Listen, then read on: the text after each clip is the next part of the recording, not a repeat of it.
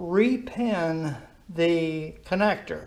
We need to disconnect the headlight assembly, and what we do is you lift up on this right here and pull out at the same time. It's kind of an awkward thing to do, but you'll see it will work.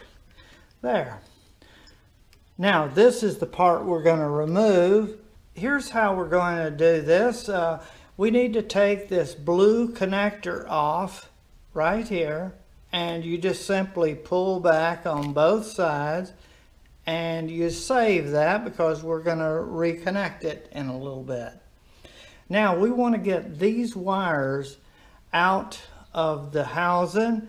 First, I'm going to show you the pin and what you need to do in order to get it, the original pin out of the housing. And this is the way the pin is constructed, and there's this little clip right here. So when you go in with a tool like a dental tool or a pick, if you press it down, it will bend down, and then you'll push it down far enough to release from behind the little tab that locks this in place. I hope you can see, but you see this is the area on the inside slot there. You're going to start with one of the pins. I'm going to start with this one on the right hand side. I'm going to push this in and bend that tab till I can pull that wire, that pin out. So I push it and then pull, and there it's starting to come out. Now I'm going to do this one. I push in and bend that tab down, and now both pins will come out. Now another important step is we have two wires here. On this we have a red and black. Over here the original colors were black and yellow. So we want to connect up the connector so that the black will always go with the black.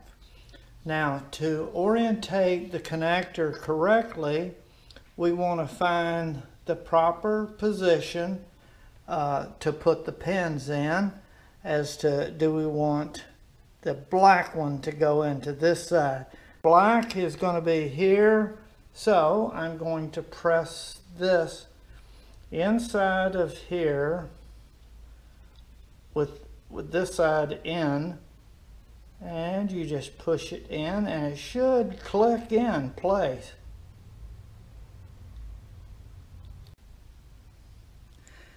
Now here's the important step to ensure that these pins are locked in position, is to grab with a pair of long nose and pull until you get it to snap.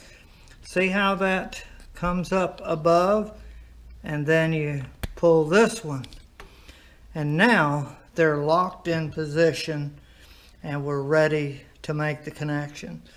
So again, we make sure that we have the proper wires, black to black, and now we simply make our connection.